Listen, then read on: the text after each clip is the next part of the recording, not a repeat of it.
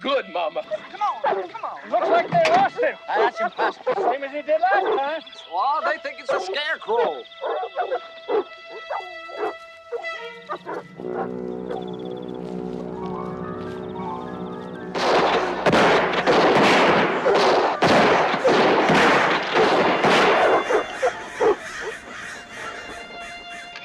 Harlan, What now?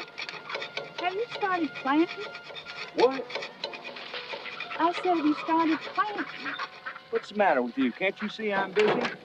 You ever see me planting this time of year? Oh, no.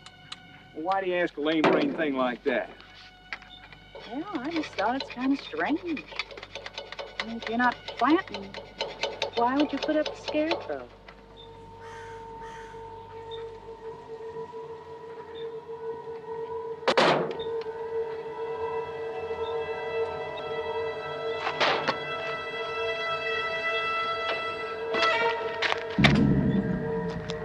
And yellow, green and blue, growing in the garden. Smile with glee, just for you and me. Just for you and me.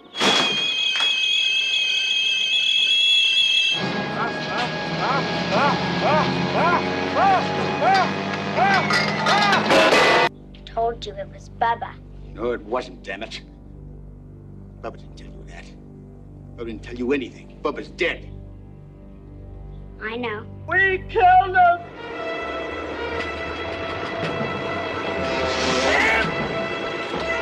Don't worry, Mrs. Ritter. Bubba's not gone. He's just being silly.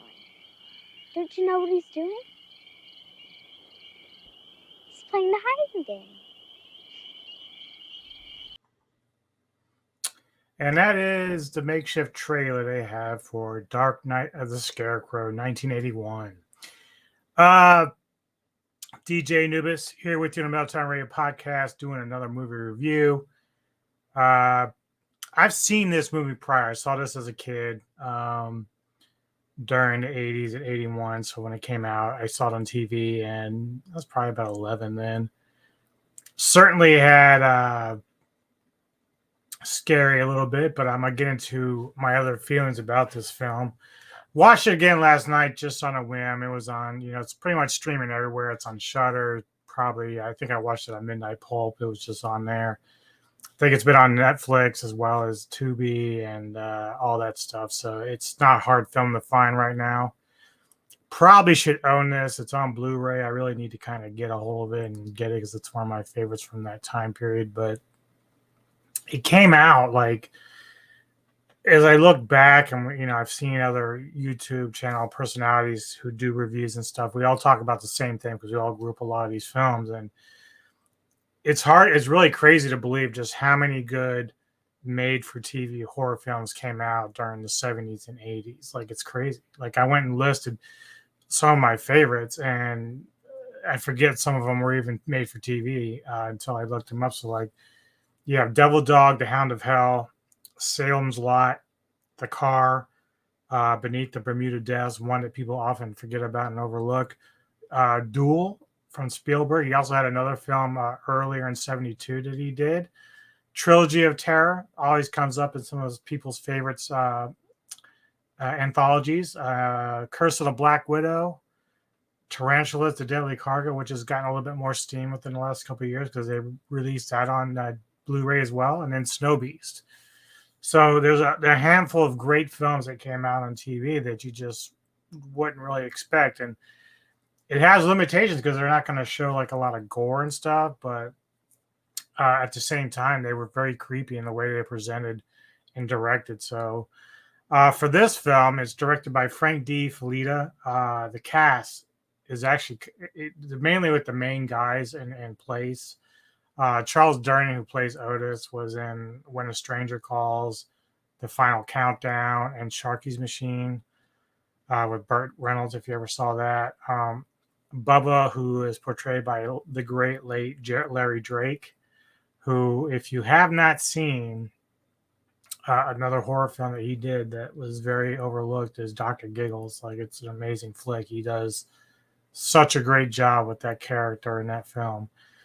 He was also in an episode of Werewolf during the 80s. Like, that's a series that I wish I can get a hold of because it only was short lived. I only think it went like a year before it got yanked and canceled. So it's too bad because it was actually pretty fun. And then Larry was also a regular on a show called L.A. Law. Now, obviously, that's a regular type of series. No horror involved with that, but he's a very well versatile actor. And in this film, even playing the simple-minded Bubba, like you can tell, he knows what he's doing. Did a really good job with it. Then we have Lane Smith, who is again one of these main four guys of the vigilantes. Lane Smith's been My Cousin Vinny, Red Dawn, and the Mighty Ducks. Claude Earl Jones, who ends up playing, I believe, Philby.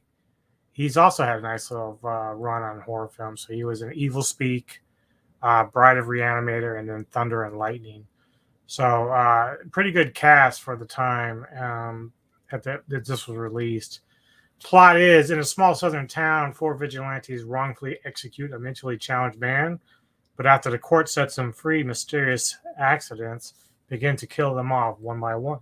So you saw some of the clips there of what was going on as far as the plot itself.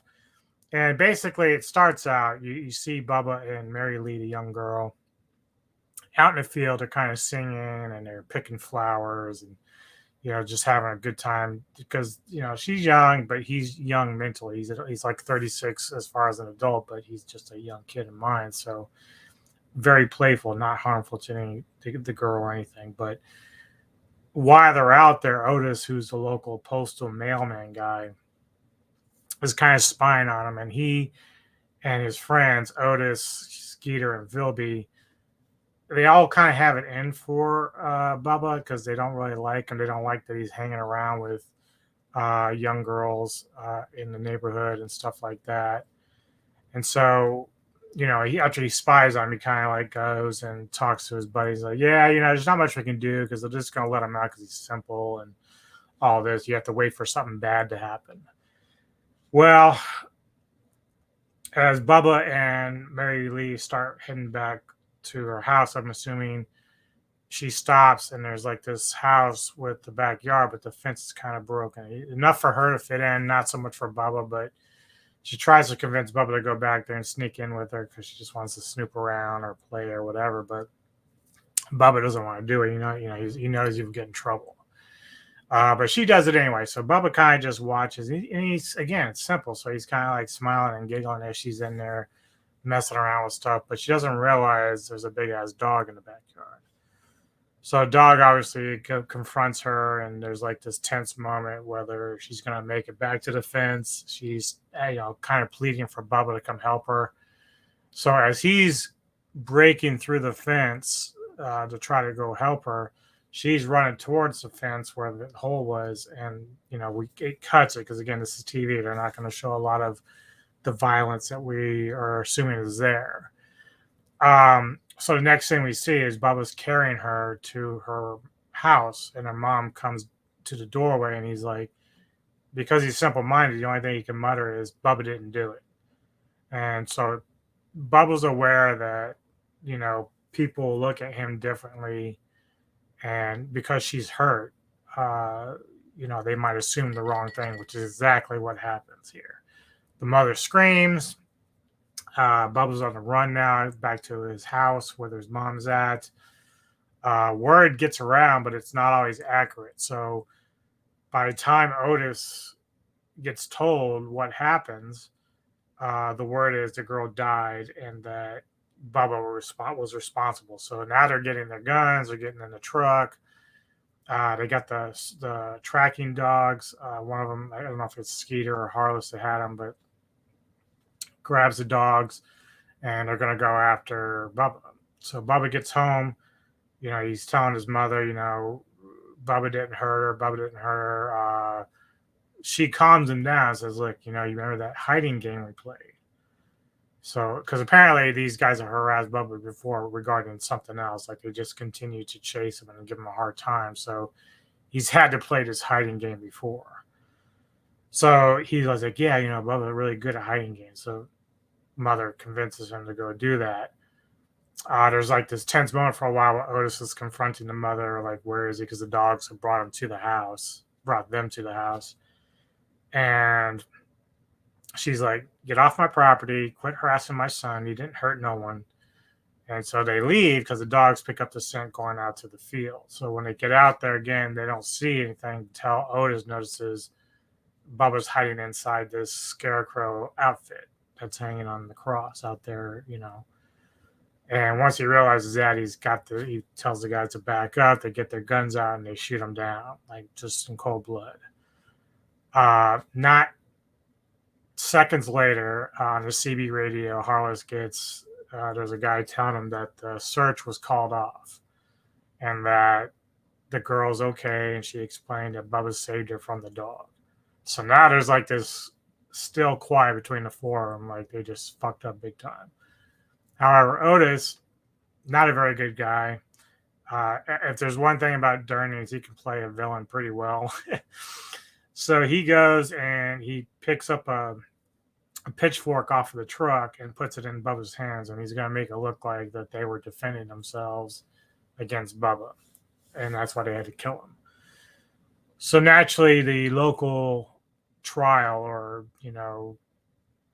whatever's happening there, because they don't have a jury, it's just a judge there that's deciding everything, and the prosecutor's like giving a good case. There isn't any proof to show that Bubba didn't try to hurt them, but he makes a case of, like, one, this guy's simple-minded, but two, they riddled the body with like 26 shots. Like, it just was like overkill, right?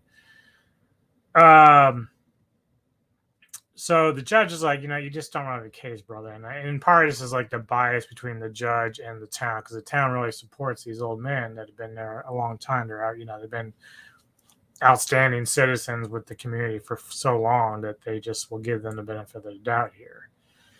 So the judge lets him off, and of course the mother is like in hysterics, and she's like, there's other types of justice in this world as a threat, So she leaves, and all of a sudden we start getting these weird circumstances that are happening, because Harless, who's the first one you saw him in the little makeshift trailer there, that his demise comes at the hands of his wood chipper.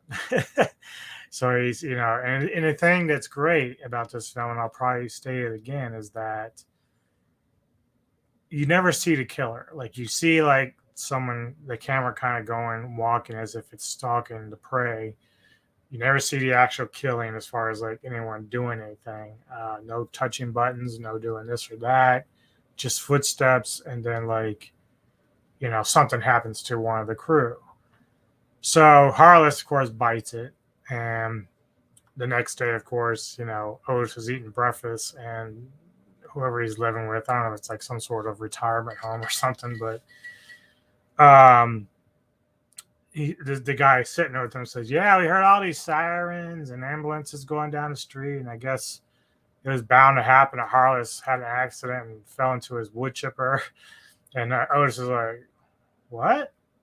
And so, of course, the two other guys are like, does somebody know? Because, like, that's crazy. Like, and so they were wondering, like, one of the things that got brought up as well, the cops said that the wood chipper was off when they got there. So, I mean, someone had to shut it off. So Otis is like, nah, I just ran out of gas or something. So late at night, they go and check, and it's full of gas. So that brings like this eerie, tense feeling that, oh, this wasn't an accident, And sooner or later, again, Philby, I believe was like the cousin of Otis, I think. He, again, is, he's stuff out in his field and stuff. He's got like he's like a guy that controls grain from corn and stuff like that. He hears noises, so he's checking around and realizes, oh, it's just a chain rattling against a building. But as he's trying to leave, he sees like one of his little shacks and the lights flickering on and off. So he gets nervous. And then his car won't start. So then he hears footsteps, and we know he sees something. He just doesn't know what. But you can see the fear on his face. So he runs into one of the corn silos or the grain silos, and he locks himself in. And then sooner or later we hear a machine running, and the grain starts pouring in, and it basically buries him alive, killing him. So again, story gets out there to Otis and Skeeter, who's the only two left now of the crew. And Skeeter's like panicked. Like he's just freaking the fuck out. Otis believes that it's either the mother, the prosecutor, or even at one point towards the end, he believes it's actually the little girl that's committing all these crimes, in the name of Bubba. And like I said, you're not going to get any gore in this. It's not like Friday the 13th or anything like that. You're not going to get that, but it has a great vibe, great soundtrack. It's well directed. It's just, again, one of those surprises as a TV movie that will surprise you in just how good it really is. And the kills are pretty creative in general. I mean, obviously there's only two and then like the final one. So what I will say is, for those that have not seen this, I'm gonna get ready to go into the spoilers again because this movie's been out for a long time. So I'm gonna give some spoilers here at the end. So, but if you have not seen it and want to save yourself any spoilers at all, go ahead and stop. If you want to come back to this review later after you've seen it, great. I certainly highly recommend it for you. But yeah, I'm gonna start going into the end of the film here. So just if you don't want to know anything from here, peace out. All right. For the rest of you, in the end, we find out Otis, who is assuming that maybe it's Bubba's mother committing these acts in revenge for her son. Well, he somehow tries to surprise her. He covers up her mouth while she's sitting watching TV, and he's trying to keep her from screaming, not realizing that he just suffocated her with his hand and killed her. So he finds a way to make it look like an accidental explosion by turning on the gas with the fireplace sitting there. And of course, we understand what his motives are there. During the same night, he's kind of like sort of losing his mind. Like he's killed one guy already. Now he's killed another by accident out of fear because he just doesn't want to go to jail, doesn't want to be accountable for what he did. And he's doubling down. He's already killed his friend Skeeter because he doesn't trust him not to keep his mouth shut. So Otis is on his own now. And so he's driving back. And of course, this is all like cornfields and stuff. So he's going down these roads. And sooner or later, he comes up and there's Mary Lee. She gets up in the middle of the night to play with somebody that she claims to be Bubba. And she sees him in the middle. He sees her in the middle of the road. And she darts off into the cornfields and he chases her. So once he gets there, he's like, I know it's not, he catches her. I know it's you. You're doing it. You're killing everybody. And there's this tractor behind. So then the lights pop on and then the engine starts. And Mary Lee bolts, but Otis thinks that, it's the prosecutor. He has no idea. He doesn't even think for a moment. I mean, he thought for one moment that Bubba wasn't dead, that Bubba was he somehow survived the bullet wounds. But when they actually dig up the grave, Bubba's body's in there. So that's what makes Skeeter freak the fuck out. He's just gone berserk now. But he's dead, gone. Otis couldn't trust him, killed him, buried him with the body of Bubba, and that was it. But the tractor, of course, is chasing Otis through the fields now. And Otis, not paying attention, runs directly into the Scarecrow on the cross, which has a pitchfork basically out, and it gets him.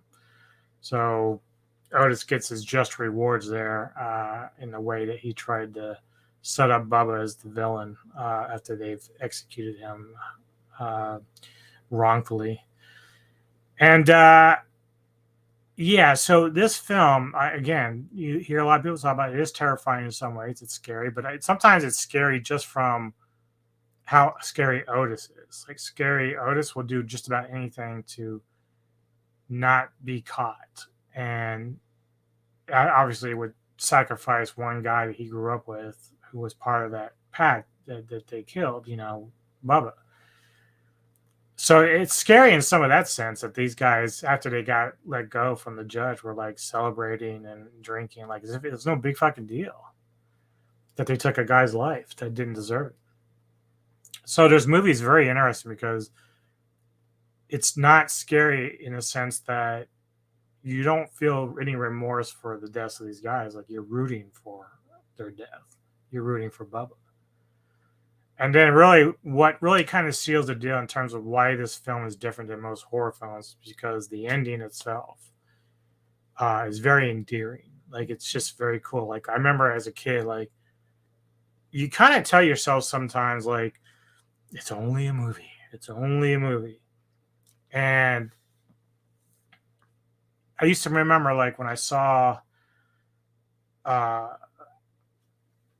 I don't know. It just depends on the movie, like Nightmare on Elm Street 2 or 3. So when you go into like 3, so Dream Warriors, okay, it has scary moments in it, but there's a lot of comedy in it as well. And then also you have the kids involved can be their own heroes in the dream.